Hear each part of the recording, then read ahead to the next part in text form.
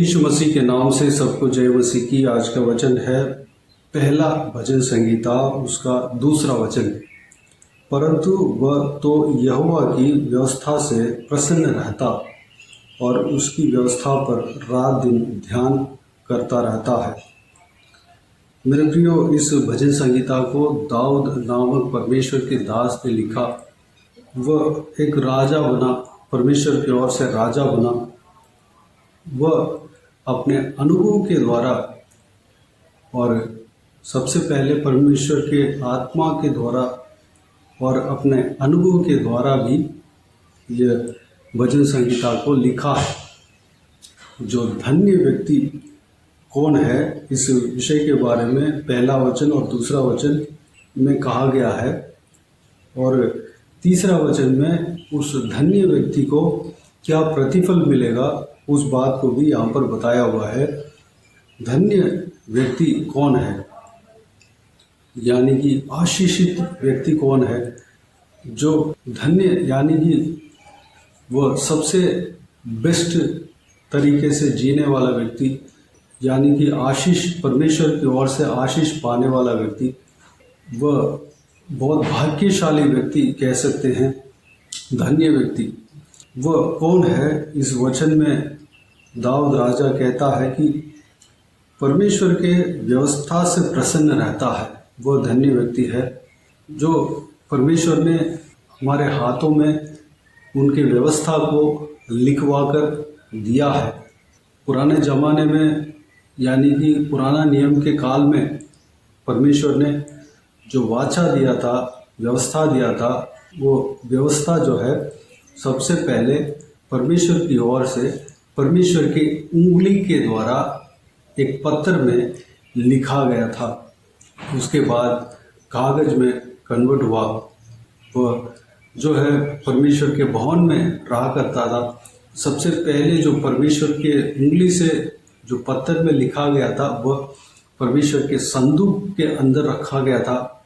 उसके बाद जब परमेश्वर के भवन बना, तो परमेश्वर के भवन में उस व्यवस्था को, परमेश्वर के वचन जो परमेश्वर के आज्ञा है, रखा जाता था और लोगों को सुनाए जाते थे। पर्व के समय में, यानी कि पस पर्व हो गया, जो अखमीरी रोटी का पर्व हो गया, और 7वें महीने में जो तंबुओं के पर्व हो गया, उसमें लोगों को इकट्ठा कर कर परमेश्वर की व्यवस्था को सुनाए जाते थे। विश्राम दिनों में सुनाए जाते थे। उसके बाद जो इस्राएलियों का राजा लोग आने लगे, राजाओं के पास एक कॉपी रहता था, राजाओं के पास एक जो नकल रहता था, क्योंकि राजा को परमेश्वर के आज्ञा मालूम होना चाहिए, क्योंकि परमेश्वर की आज्ञा के अनुसार ही वह राज्य करना चाहिए। उस तरह परमेश्वर ने इस्राएलियों को आदेश दिया हुआ था। जो भी राजा बनते हैं, वह लोग परमेश्वर के आज्ञा के अनुसार, व्यवस्था के अनुसार इस्राएलियों को, इस्राएली जनों को राज्य करना चाहिए। ये परमेश्वर के आदेश है, परमेश्वर के ऑर्डर है, व्यवस्था है। उसके बाद कई सारे जो नगलें, कई सारे जो कॉपियाँ बनकर लोगों को दिए होंगे।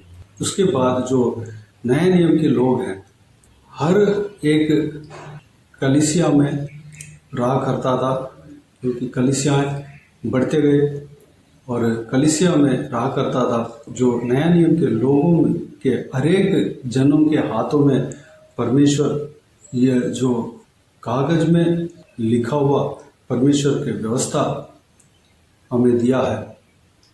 आजकल पूरे दुनिया में हर भाषा में, तकरीबन सारे भाषा में ये ट्रांसलेट किए गए हैं, और हर एक के हाथों में, हर एक के पास परमेश्वर की व्यवस्था रख सकते हैं, क्योंकि इसलिए परमेश्वर ने यह इतना बड़ा जो फैसिलिटी दिया है कि हर एक जन परमेश्वर के व्यवस्था को जाने, उद्धार पाए। मेरे प्रियो, आजकल जो परमेश्वर ने हमारे लिए फैसिलिटी दिया है, जो कि पहले परमेश्वर की व्यवस्था जो जिसमें लिखा हुआ है उस कॉपी को देखने के लिए हम परमेश्वर की कलीसिया में जाना पड़ेगा। वहाँ पर जो सुनाया जाता है उसको हमें सुनना पड़ेगा, तब हमें पता लगेगा। अभी जो है हर एक शहर में, हर एक छोटे से छोटे शहर से लेके बड़े से बड़े शहर तक हर जगह परमेश्वर के व्यवस्था पवित्र बाइबल बिकता है। उसको कोई भी जन खरीद सकते हैं और पढ़ सकते हैं। मेरे प्रियो, उस व्यवस्था से प्रसन्न जो रहता है वह धन्य व्यक्ति है। हम नया नियम के राजा हैं, हम नया नियम के मुताबिक हम राजा हैं, याजक हैं। एक याजक को परमेश्वर के व्यवस्था मालूम होना चाहिए, एक राजा को परमेश्वर की व्यवस्था मालूम होना चाहिए, क्योंकि वह अपने राज्य को परमेश्वर की व्यवस्था के अनुसार करना चाहिए। हम परमेश्वर के नया नियम के अनुसार हम राजा हैं, याजक हैं, हमें ज़रूर पता होना चाहिए, मालूम होना चाहिए। हमें पवित्र बाइबल को अपने साथ रखना चाहिए, उनकी व्यवस्था को हमें जानना चाहिए। जो व्यक्ति उनके व्यवस्था के ऊपर प्रसन्न होता है वह धन्य व्यक्ति है।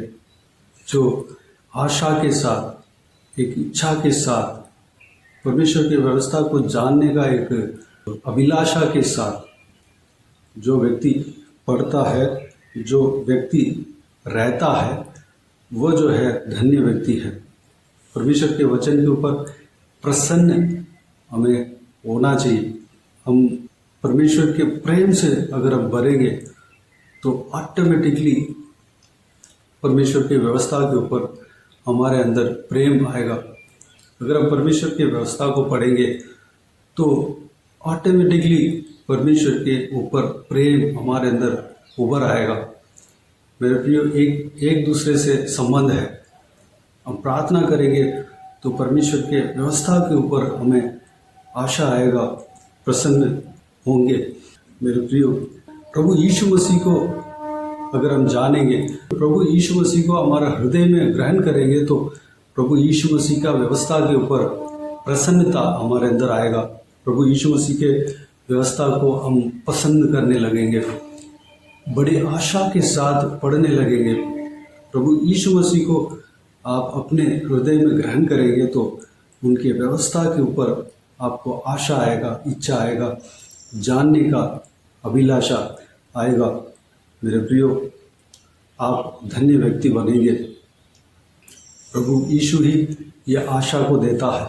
प्रभु यीशु ही, उनके आत्मा ही यह आशा को हमें देता है। हमें परमेश्वर की व्यवस्था के ऊपर प्रसन्नता होना चाहिए, उसके ऊपर आशा रखना चाहिए, उसको हम प्यार से रखना चाहिए, उसको हम संभाल के रखना चाहिए, उसको हम इज्जत देना चाहिए। दूसरी बात, उसकी व्यवस्था पर रात दिन ध्यान करता रहता है, वो धन्य व्यक्ति है। रखना ही नहीं बल्कि पढ़ना है, ध्यान करना है, मनन करना है, वह धन्य व्यक्ति है। परमेश्वर की व्यवस्था जो है सामर्थ्य, परमेश्वर की व्यवस्था में परमेश्वर के सामर्थ्य है। अगर हम परमेश्वर की व्यवस्था को पढ़ेंगे, मनन करेंगे तो परमेश्वर अपने सामर्थ्य से हमें भरेगा, परमेश्वर हमसे प्रसन्न होगा, परमेश्वर हमारा हृदय में बसेगा, परमेश्वर हमारा शरीर में वास करेगा। मेरे प्रियो, हमें परमेश्वर की व्यवस्था को रखना ही नहीं, उसके ऊपर प्रेम तो करना ही है और उस व्यवस्था को हमें पढ़ना है, मनन करना है, सुनना है। परमेश्वर की व्यवस्था को पढ़ने से, सुनने से हमें परमेश्वर की और जो विश्वास हमारे अंदर है वो बढ़ता है। यह भी परमेश्वर का वचन कहता है। हमें परमेश्वर की व्यवस्था को पढ़ने से, सुनने से, मनन करने से हमारे अंदर परमेश्वर के प्रति विश्वास बढ़ता है। मेरे प्रियो, हमें धन्य व्यक्ति बनना है तो परमेश्वर की व्यवस्था हमारे पास होना चाहिए।